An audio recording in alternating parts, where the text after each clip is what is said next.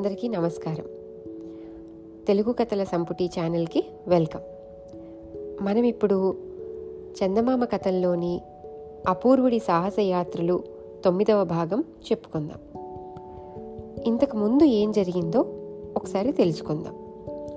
అపూర్వుడనే విచిత్ర వ్యక్తి సముద్రపు దొంగల పాలైన 5 కుర్రవాళ్లను సమీరుడి ద్వారా రక్షించి దొంగలను రాజుగారికి అప్పగించాడు. మరొక ముఠ దొంగలు నిధిని తెచ్చుకోవడానికి శిలాద్వీపానికి చేరి అక్కడే తాగి మత్తులో పడిపోయారు. అపూర్వుడు, సమీరుడు, అతడి మిత్రులు నిధితో సహా పడవలో బయలుదేరారు. ఆ తరువాత ఏం జరిగిందో ఇప్పుడు చూద్దాం. కుర్రవాళ్ళు పడవలో తీరం కేసి రావడం సముద్ర తీరంలో చేరిన గ్రామ ప్రజలు చూశారు.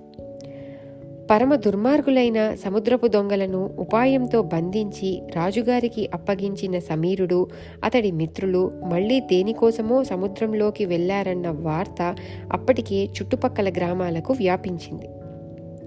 పడవను దూరం నుంచి చూసిన గ్రామ ప్రజలు కొందరు సమీరుడు, అతడి మిత్రులు వస్తున్నారు అని ఉత్సాహంగా కేకలు వేస్తూ ఆ విషయాన్ని అందరికీ తెలియజేయడానికి గ్రామంలోకి పరుగులు తీశారు.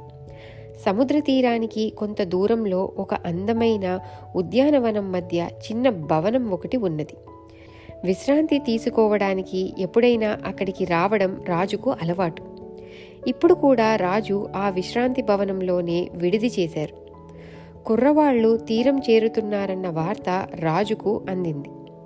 ఆ కుర్రవాళ్ల పట్ల, ముఖ్యంగా సమీరుడి పట్ల రాజుకు అమితమైన అభిమానం. అందువల్ల ఆయనకు వాళ్లను చూడాలనిపించింది. వెంటనే రాజు గుర్రం మీద సముద్ర తీరానికి బయలుదేరాడు. ఆయన వెంట అంగరక్షకులు వచ్చారు. రాజు సముద్ర తీరం చేరేలోగా కుర్రవాళ్ల తల్లిదండ్రులు, బంధుమిత్రులు, ఇతర గ్రామస్తులు అక్కడ చేరారు. వాళ్ళందరూ రాజును చూడగానే గౌరవంతో నమస్కరించారు. కుర్రవాళ్లు ఎక్కడికి వెళ్లారో తెలుసా అని అడిగాడు రాజు గ్రామ పెద్దను. తెలియదు ప్రభు, ఎక్కడికి వెళ్లారో, ఎందుకు వెళ్లారో ఎవరికీ తెలియదు అన్నాడు గ్రామ పెద్ద వినయంగా. సముద్రంలో పడవ అంచున కూర్చొని ప్రయాణం చేస్తున్న అపూర్వుడు తీరంలో రాజు, గ్రామ ప్రజలు గుమికూడిన విషయం గ్రహించి సమీరుడితో, ఇక నేను వెళ్తాను. రాజు ఉత్తముడు. నువ్వు తీసుకువెళ్తున్న ఈ నిధిని పేద ప్రజల బాధలు పోగొట్టడానికి ఉపయోగించమని రాజుగారితో చెప్పు అన్నాడు. సమీరుడు అపూర్వుడికి భక్తితో నమస్కరించాడు. అయినా అతని మనసులో అపూర్వుడు అప్పుడే వదిలి వెళుతున్నాడని కొంత విచారం కలిగింది. ఆ సంగతి గ్రహించిన అపూర్వుడు, మిత్రమా, ధైర్యంగా వెళ్ళు, అంతా మంచే జరుగుతుంది. నిధి దొరికిందన్న ఆనందంలో శిలాద్వీపంలో స్పృహ తప్పి పడిపోయిన దొంగలను గురించి మరిచిపోవద్దు సుమా.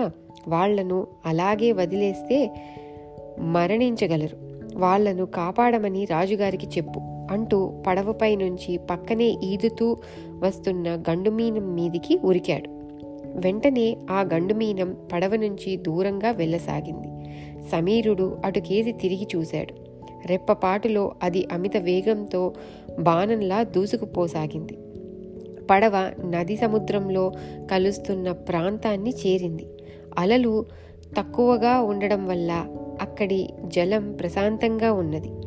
దృఢకాయులైన గ్రామస్తులు కొందరు నీళ్లలోకి దిగి కుర్రవాళ్లు పడవలో నుంచి గట్టు చేరడానికి సహాయపడ్డారు. సమీరుడు రాజుకు నమస్కరించి దొంగలు దాచిన నిధిని ఎలా తీసుకువచ్చింది ఆయనకు క్లుప్తంగా చెప్పాడు.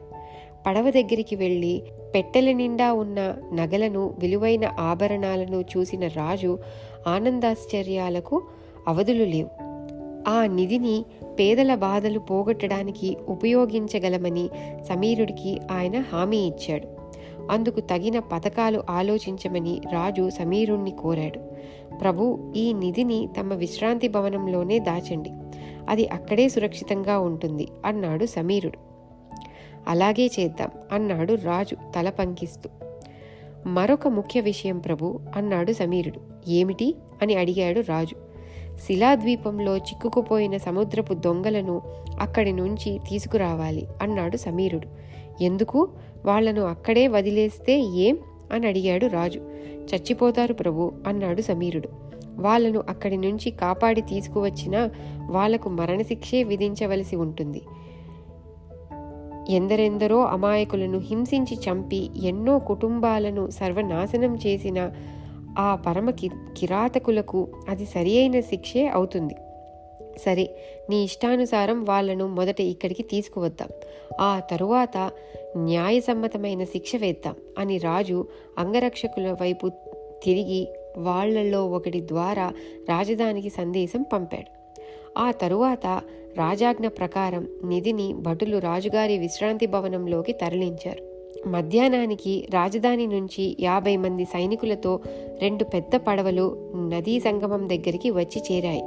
సమీరుడు అతడి మిత్రులు సైనికులకు శిలాద్వీపానికి దారి చూపడానికి ముందుకు వచ్చారు. ఖాళీగా ఉన్న తాము వచ్చిన దొంగల పడవలో సమీరుడు అతడి మిత్రులు సేనానాయకుడు ఎక్కి కూర్చున్నారు. వాళ్ల పడవ ముందు, దాని వెనక సైనికులున్న 2 పడవలు శిలాద్వీపం కేసి బయలుదేరాయి. వాళ్ళు శిలాద్వీపాన్ని సమీపిస్తుండగా అప్పుడే తెల్లవారుతున్నది. పడవలను ఎక్కడ ఆపి లంగరు దించాలో సమీరుడు సూచించాడు. అక్కడికి కొన్ని గజాల దూరంలోనే పెద్ద పెద్ద బండలు ఉన్నాయి. హఠాత్తుగా ఒక రాయి దూసుకువచ్చి సమీరుడి దగ్గర నిలబడిన సేనానాయకుడి పక్కన పడింది. దాని నుంచి చప్పున పక్కకు తప్పుకున్న సేనానాయకుడు, ఆ మూర్ఖులు మనల్ని ఎదిరించాలనుకుంటున్నారు అని బండలకేసి తిరిగి, మీరు ఎంత పోరాడినా మా నుంచి తప్పించుకోలేరు. మీరు ఐదుగురే ఉన్నారు, మేము 50 మంది సైనికులం వచ్చాం. మర్యాదగా లొంగిపోండి. నా మాట విని లొంగిపోయారంటే మీకు విధించే శిక్ష కూడా అంత కఠినంగా ఉండదు. ఎదురు తిరిగారో చావు తప్పదు అని గంభీర స్వరంతో గట్టిగా హెచ్చరించాడు. అయినా రాళ్ళు బాణాల రివ్వున వచ్చి పడసాగాయి.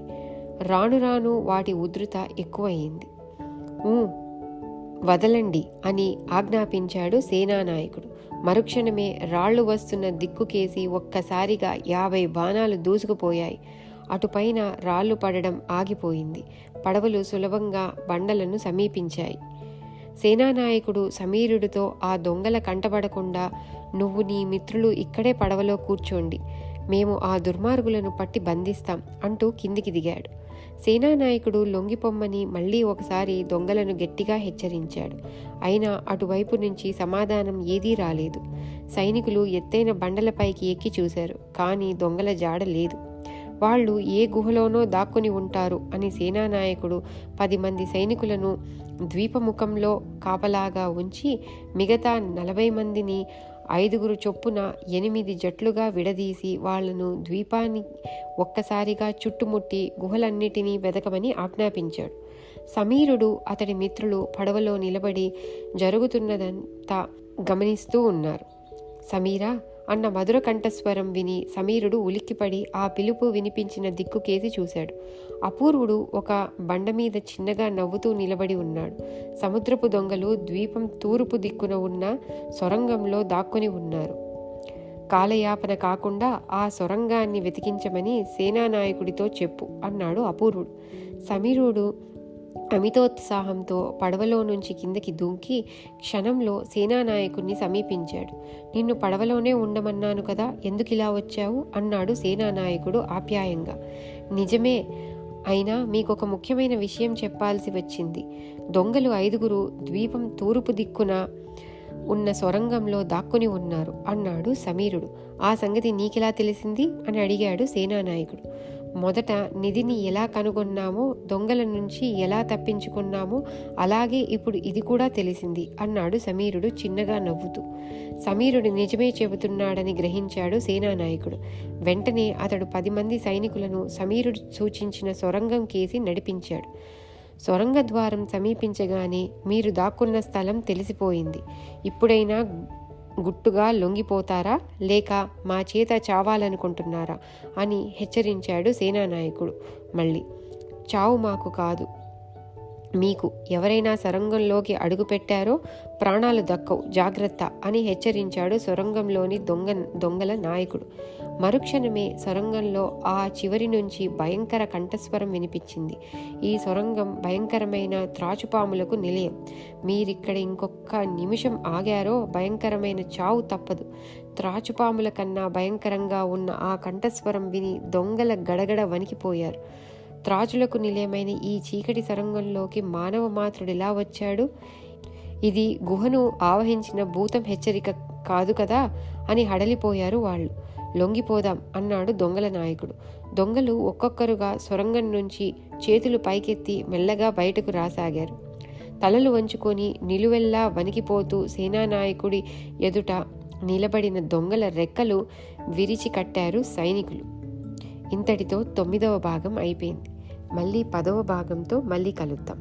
అంతవరకు సెలవు. బాయ్.